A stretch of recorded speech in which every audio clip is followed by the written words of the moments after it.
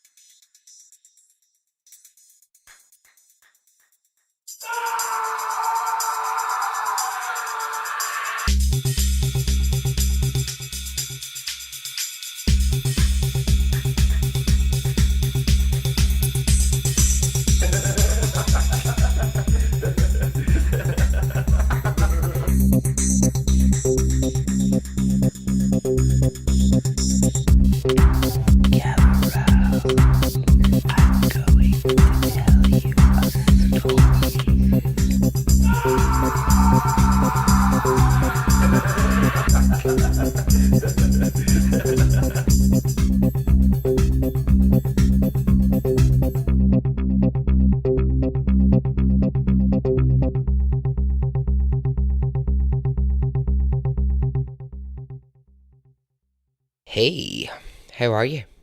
Are you well? Are you good? I am. Thank you for those who are getting into the Survivor series. It's nice to hear that you like the stories. So, I have another one for you. Now, this is the story of the Rose Noelle. And what is the Rose Noelle? Well, it is a ship. A boat. It's considered to be one of the most famous boats in the world because of its story. Or, well, more to the point, the story of the 4 men aboard that ship. And now, let's get ourselves a visual picture. We're not talking about a boat that's like, the Titanic. This was not the ship of dreams. Instead, it's a much more functional boat. It's 12 metres long and it's 4 metres wide. So, it's not tiny. It's of a good size, but it's really only big enough that you could carry a few crew members on board. So this is 1989, and this boat and its crew, they were about to become the news story of the year. I wrote that phrase right in my notes. Like, the news story of the year. And then I heard myself just say it there, and I'm like, oh no, I might be heading towards trial of the century levels of annoying. But I'll give myself a pass on this. Oh, because maybe maybe this is the news story of the year in 1989. Well, I think when you hear what's happened, you'll agree it is odd. It is a story worth telling. So, the Rose Noelle. Every time I say Noelle, all I get in my head is that Christmas song. Is that a Christmas song? Noelle, Noelle, Jolene. No, that's Jolene. No, No, hang on. Why am I singing Jolene? No, Noel, Noel. Na, na, na, na, na, na. I think I'm mixing up about 18 songs in that. I don't think any of those are actually the Christmas song I was trying to sing. Shut up, Barry. Got on with the story. So, the Rose Noel was undertaking a journey from Tonga to South America. On board the ship were 4 men. They were John Glennie, the ship's captain. They were Rick Hellriegel, Jim Nepalka, and Phil. So John, Rick, Jim and Phil. Here's what's interesting. They don't know each other. They are ultimately strangers to one another. John Glennie, right, he was the ship's captain, as he was the most experienced of all the sailors. They were all in their sort of late 30s, early 40s. All in their own way, quite experienced sailors. But they never worked together as a 4. This was new to them. So the day before the Rose Noel is about to set sail, they decide to get to know each other. And the 4 men, well, they get along. It's fine. They're not lifelong friends. They're not the closest of mates. But okay, they agree, right? Okay, well, it's the 4 of us. We're going on this journey. The journey should really only be quite short. So actually they all think, well, we can bear this out. We can style this out. It must still be quite odd. I mean, I get that thing of like, we all get this. You work with people that you actually sometimes end up spending way more time with people you work with than you do with your actual partner or your family or your friends, and we all know that that's just a part of life. But yeah, it must be an odd thing if you're sailing with people and you're going to be with them for an intense period of time, 24 hours a day. Because yeah, we all work with people that you go, well, I see that person 5-6 times a week, but it's not generally for 24 hours a day. It's strange. I get this a lot, right, which is, I always think this is really strange, and it's lovely, and I love it so much, but I just think it's weird when I get people who send me messages that say, Barry, I feel like I've spent more time with you this week than I have my actual partner, just by listening to the podcast. I mean, for me, I'm like, that's a nightmare. It must be get this fucking Scottish man out of my ears. Right, so here they are. They are ready to set sail, and off they go. The journey begins quite smoothly, fine for the first couple of days. Now back at home, each of the men has a family, and these families, well, they're used to their husbands, fathers, brothers going off to sail for a few weeks and then returning home. The journey that the Rose Noel is taking is estimated to take 2 weeks. Well, it's going to take a lot longer than 2 weeks. It's going to take 118 days. On the 3rd day of the voyage, the boat runs into serious danger. At 6 a.m. on that 3rd day, a massive, huge wave approaches the boat, and it hits the Rose Noel with such force that the boat is entirely flipped over. Much in the way that a toy boat in a bath would be flipped over, that's exactly what happened. Now, the weight of the boat is 6 tons, and the men could not flip it back. The 4 crew members tried their hardest, tried their fucking damnedest to get this boat back onto the right side, but they couldn't. And so they are trapped, the four of them, inside the overturned boat, and it begins to drift. So at first there's panic, there's terror, and they try as hard as they can to create a plan. What can they do? How can they be saved? How can they get this boat back on to its correct side? Well, they can't. And worse than that, there is an open hatch and water is just flooding in on top of them. These four men have got no control here. They've got absolutely zero control over where the boat is drifting and what's happening. And that must have been so terrifying. Must have been the most horrific thing. And they're clinging on to anything that they can to survive and not drown. The four of them are crammed into a space that's described as no bigger than a king-size bed. Obviously, any boat that's going to go on a voyage, be that long, be that short, it's built with the idea that should something go wrong, people can still access food and there might be a way to get to safety. So what they can do is they can get to the food supplies. It's all like tinned food. They have to rip it open.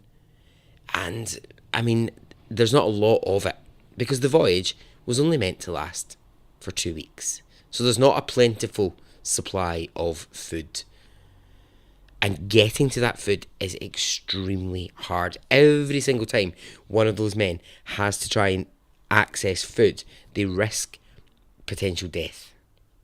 So just to get that picture really clear, the four of them are holding on to each other and anything they can in this tiny, short space under an upturned boat.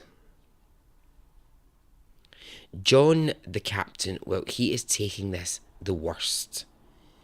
He feels like they're all fearing for their lives, but he feels as the captain he should be able to do something.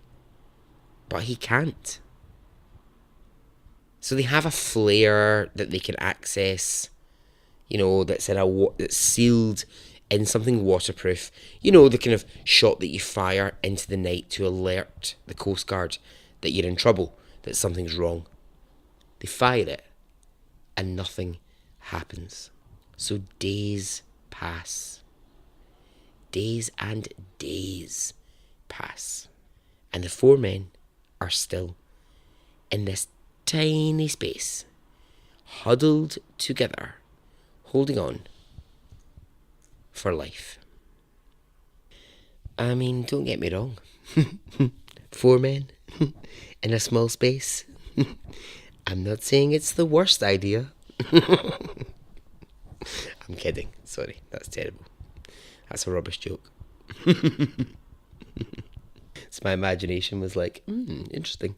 Well, let's see.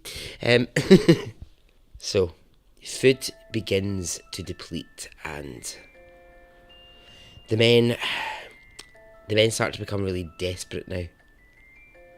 They start to wonder if actually they're ever going to get out of this situation, and the chances of them getting out of it are pretty slim.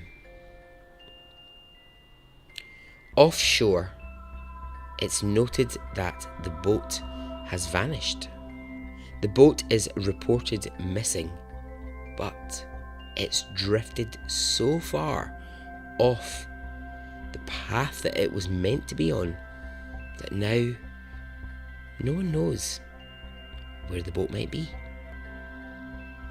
As I said, each of the men have families back at home, and Phil, one of the four, he has a wife at home called Karen. When reports started coming in that the boat had disappeared and it was believed that the men were dead. Phil's wife Karen was not really willing to accept that. It was generally believed that the men had perished to death. But Karen, she says she knew in her heart that her husband was still alive. And she says that what she did was she made a pact with God, promising that if her husband Phil was saved, she would embrace and accept him, even if he returned an entirely changed man. And it's one of those interesting things that I really have loved about looking at this Survivor series and looking at Survivor stories. It's what changes in a person, where their perspective changes and what makes them different. And Karen, Phil's wife, is at home. And while she says behind the scenes, people were having conversations saying, you need to face the reality, your husband is not coming home. She says, I don't believe that. I do think he's coming home. And even if he comes home a different person from this experience, I will find the strength to be able to deal with that. People start trying to organise memorial services for the 4 men who have died in the Rose Noel. But again, Karen, Phil's wife, is like, I need the proof. I need the wreckage. I am not giving up hope until someone presents me with the wreckage. Inside the Rose Noel, the men they'd managed to rig a sort of system where they could tie a rope around one of them, and one at a time they would go in to the sea and they would catch some fish and they would bring it back to the others because food was running out. And so still the ship, it drifted. It drifted and it drifted, and the men had no idea what direction it was going on. Let's look at it in terms of days and time. In total, they were 118 days at sea, trapped inside the upturned boat. That's 27 weeks. That's nearly 4 months in the same tiny space with the same 4 people. So what were the relationships like between the men? Well, they weren't good. They had come to hate each other. Remember I said they were strangers before they undertook this journey. So morale was not good among the men, and they had time on their hands to consider that this is actually where they would die. The news begins to just report them as dead. No one knows for a fact that they're dead, but it's assumed that this is what's happened. The general belief is there's no way that 4 men could be on a ship which has vanished and survive. Imagine the shock, the surprise, and the actual what the fuck when the 4 men reappear on land. The Rose Noel crashes into the Great Barrier Island, and the 4 men, they pull each other to safety onto land. So they're saved. Incredible. So now maybe we'll understand a little bit more about why this is called the news story of the year. The first sighting of the 4 survivors of the Rose Noel comes when Captain John appears. He walks into a police station and he reports the 4 men alive. I mean, that must have been some shock. Those police officers must have been like, what are you talking about? How the fuck are the 4 of you alive? So a man called Phil Holmes, who is an Australian TV news reporter, He's the first to get access to the men. And right here is where it starts to get odd. Ask yourself this, right? What do you imagine that these 4 men look like? Get a picture in your head. They've been 4 months at sea. So in my head, they look really skinny. They're unkempt. They've got long, big beards. They look unhealthy. Essentially, they look like Tom Hanks in Castaway. That's what I'm seeing. But Phil Holmes, the TV reporter, he is greeted with an entirely different sight. The 4 men are groomed. They have closely shaven beards, trimmed fingernails. They're wearing clean clothing. And yes, they are a little skinny, a little underfed, but by no means are they starving to death. He thinks. Weird. Why would they not be looking like I would expect them to be looking? And by now, everyone is asking that question.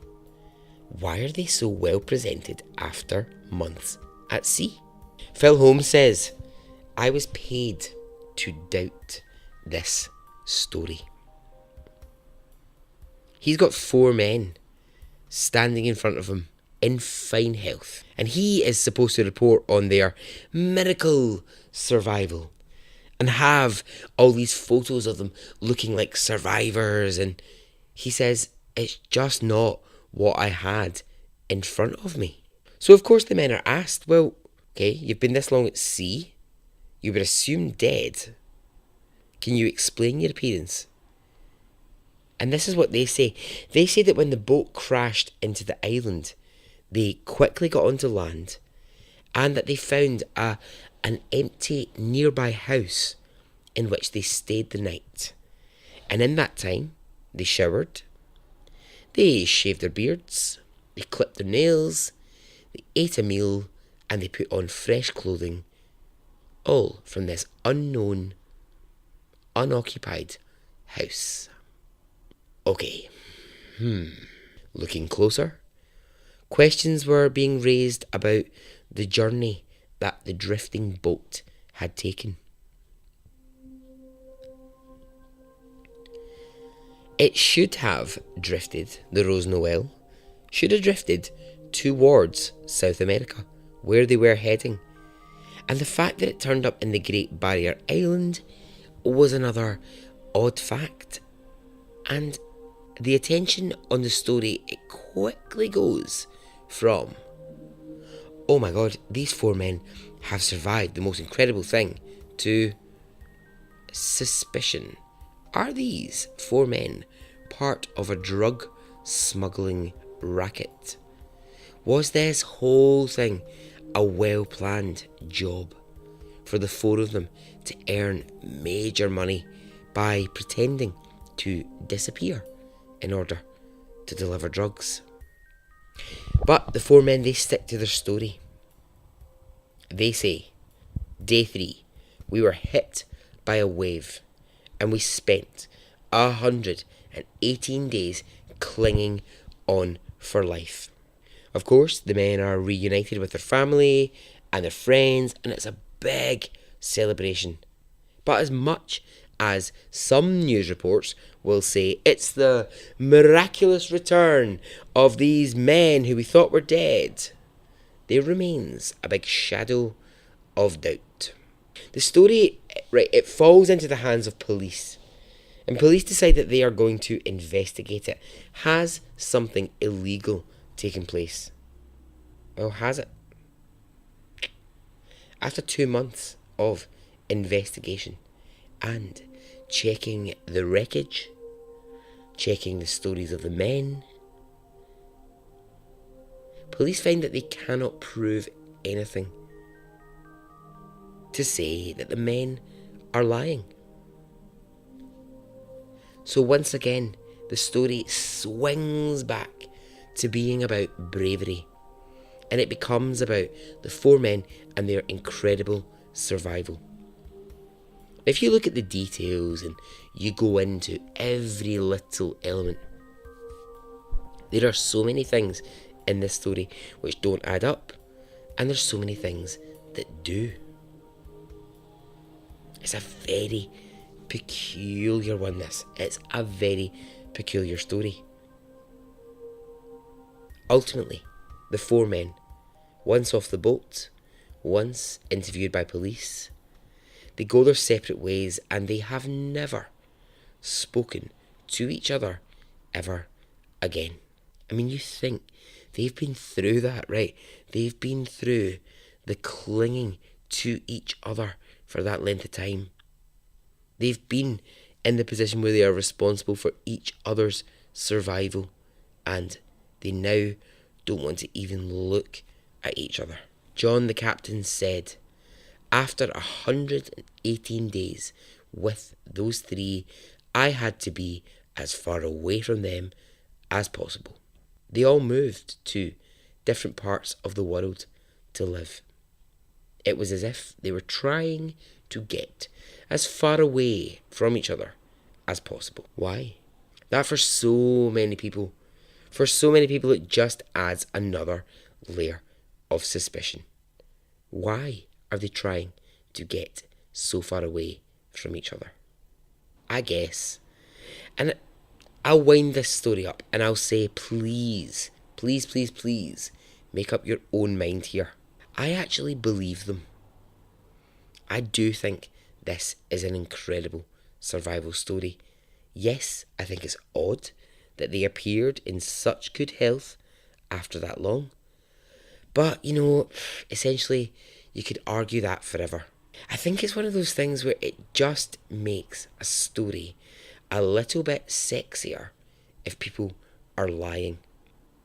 And I think sometimes we can, and I know I can, become a bit seduced by stories which have deceit and deception at their heart. And so I believe that actually those men did survive that length of time in the sea. Maybe I'm wrong.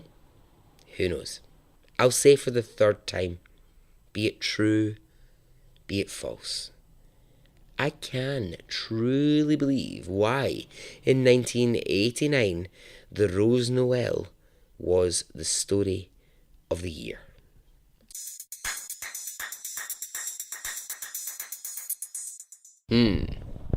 I can't wait to hear what everyone's going to say about the Rose Noel story. I can't actually wait to hear what your thoughts and theories are. Because it is one of those, you go into it, you could get lost down, you could down so many rabbit holes trying to figure out, is it true, is it a lie, did they survive it, did they not survive it? Yeah. And those men have stuck to their story forever. They've stuck to it and said, this is what happened. But you can see why there are bits of it that are like, suspicious. Okay, well, that was just the next story in the Survivor series. Okay, I'm almost out of here, but I'm going to say just before I go, join the Facebook group, join the conversations, Twitter, Instagram, email me, extraordinarystoriespodcast@gmail.com. Leave me an iTunes review, support me on Patreon. Okay, until we speak again, I love you, be well, be safe. Okay, goodbye.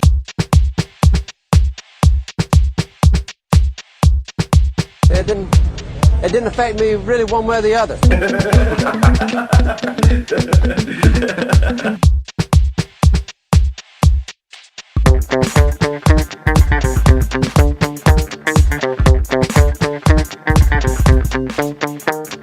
I would imagine from the look on his face, let's get it on, let's do it, let's get it over.